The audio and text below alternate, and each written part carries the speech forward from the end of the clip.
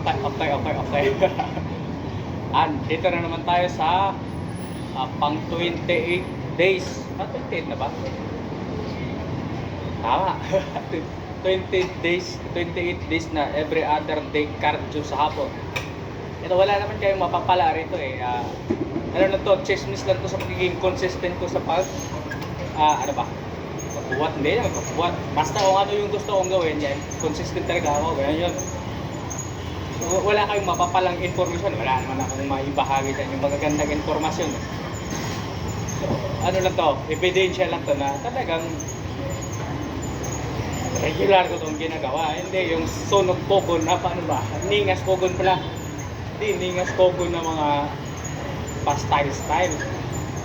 Magbuhat lang ng ilang araw, pahinga ng ilang buwan. Tapos, ano pa ba? Basta, ganun yun. So, pag walang importanteng lakad, bukas pala. Ay, bukas, di pala. Duty ko bukas, ano ba, araw sa GIS. Wala nang buhat, cardio na lang siguro. Yun na nga, ulitin mo naman. Walang buhat, kaya ako yung nakatukang magpunta sa agency. Kaya gawin na lang natin, pag uwi sa hapon, pag may oras pa, cardio lang. Pagka hindi man mag-cardio, hindi lang kakain ng extra. Busing. Papanood kayo mamaya pa. Wala ko, bukas na yun, busing. O kaya ano, Bukas yung madaling araw pa. Kasi pagka sa trabaho na, makalimut-kalimutan eh. Kaya napapanood yung vlog mo. Pakalat-kalat lang kasi yung mukha ko sa social media.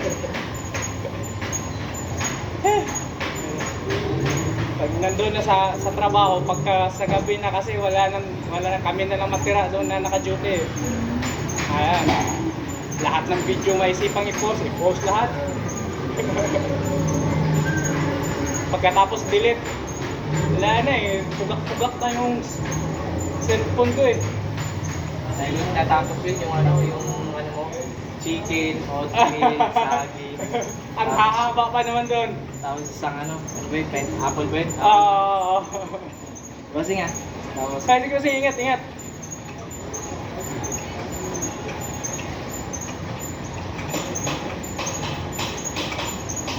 Wala, naputol ako saan ba? Wala naman pala talaga akong sasabihin matino kasi talaga. Kaya, ang anong kung nga pala lang dito, paano ba? Pag-unaroon man. Basta, ang pinaka-main purpose ko ito yung ebidensya ng kasipagan ko. Sa pagiging consistent ko. Kapasarap tulog ko kanina, nagising ako, alas 12:30, pinilisan ko na yung kilos ko para matapos na kalahating oras, makakit pa kagad dito sa gym. Yun naman kagandahan pagka malapit na yung gym na pinagbubuhatan mo. Ilang minuto lang lakad, dito ka na kagad. Sa gising ng alas 12:30, igib ng panligo, wala akong sariling tubig. Igib lang yung tubig kaya igib tubig.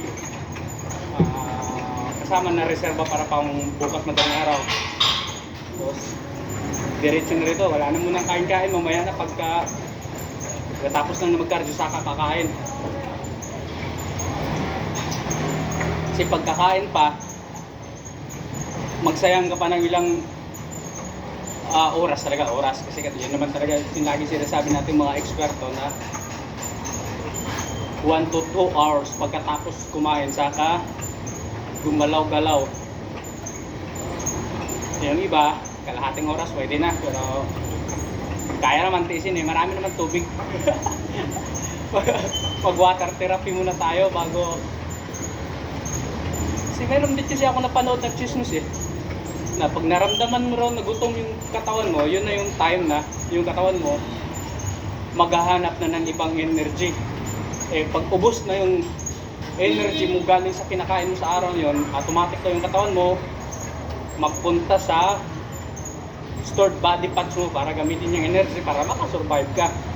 Yun yung chismis na naririnig ko. Alam mo naman, marites tayo. Kaya sumasagap tayo ng mga chismis sa mga eksperto. Kaya, ano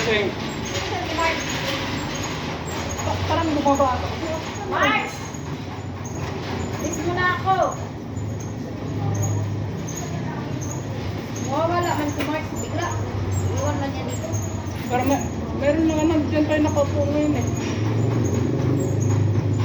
kinuha.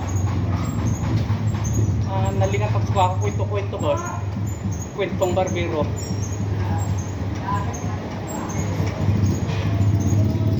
So, yun yung kwento doon na pag nakaramdam ka ng gutom, ibig daw sabihin noon, ubos na yung energy na galing sa kinakain mo sa araw na yun. Kaya yung katawan natin maghahanap ng ibang source of energy para nga gamitin sa paggalaw. Paggalaw. Yun na yung time daw na gagamitin din na yung body parts mo. Kaya yun yung ginagawa ko. Hindi ko na ako kumakain bago mag-cardio. Kumain ako kanina alas 10. Regular meal ko yan. Tapos anong oras na ngayon? Alas 3 mahigit.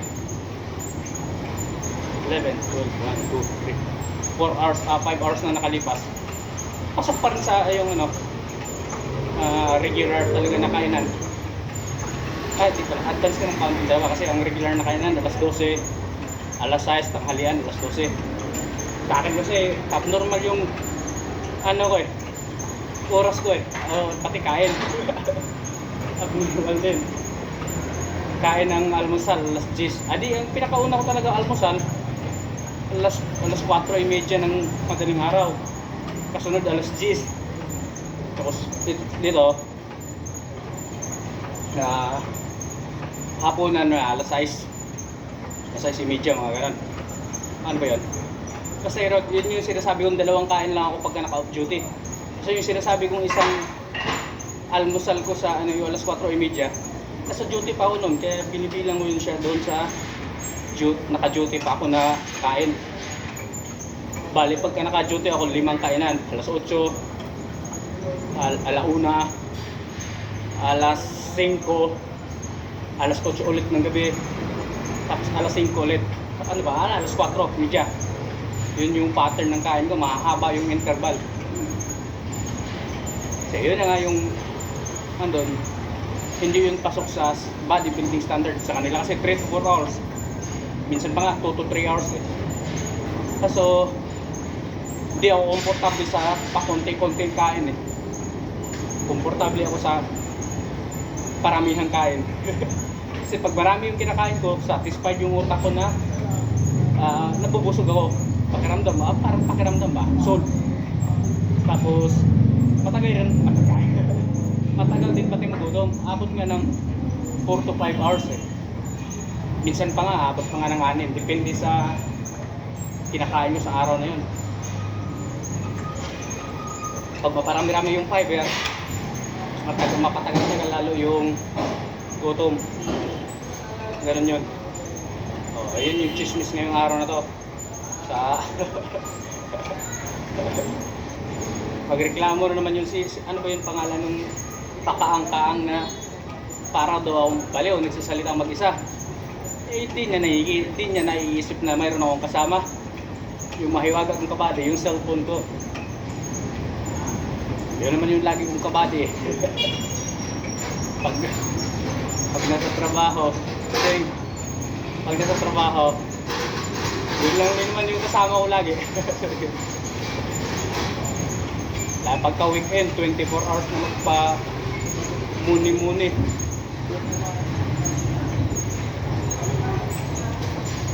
Yun lang yung kasama ko. Pagka weekdays, so sa office hour, mayroon akong mga kasamang, di rin makasama may mga taong nakasalamuha.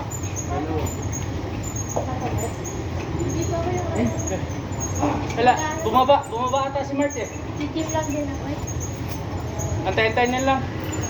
Mamaya, pwede naman yan. Pagbalik niya na mamaya. Pag nandiyan, umakyat na yung Smart. Meron lang atang binili.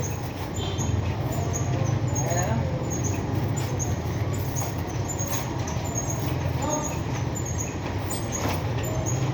Pwede pa ako. Ayan. Paano ba yan?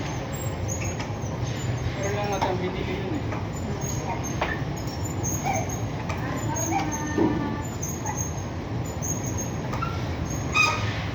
Bumili lang siguro ng pagkain.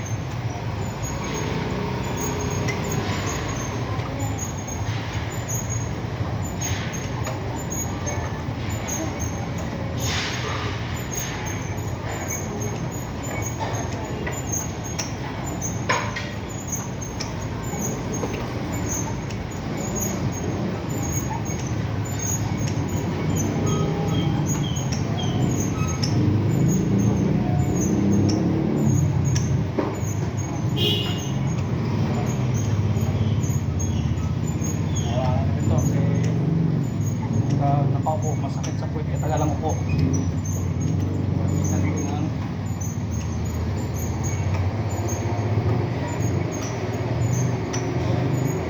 Makadagdagan pero yung bigat yung pedal.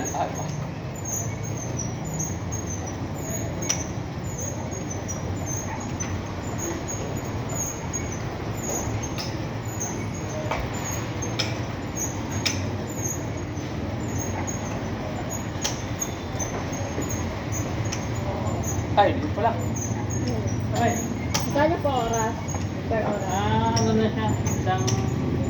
Sawa na yun, 70 lang. Dalawa. Dalawa, okay.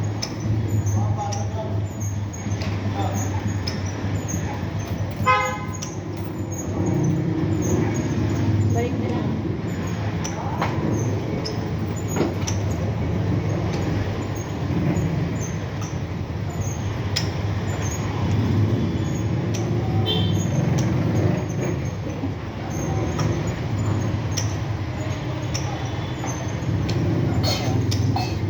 Nabalik na naman tayo sa chismis. So yun, pag nakaupo kasi, masakit katagalan yung buhay. Ano ba? Kaya, gamitan natin ng tayo, tapos ikitan na lang natin para chill. Chill. Diba? Wala na akong maisip eh. Basta ganun na yan. Ilang minuto na ba? 12 minutes na. Pwede na yan.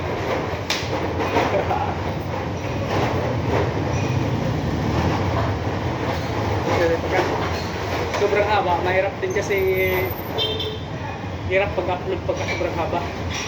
Kaya yan lang muna. Lepit. Okay. Dahil lig din kami kanina, hindi natin kalimutan. Kalimutan. Kailangan natin i-flex yung legs. Paulit-ulit lang naman to eh.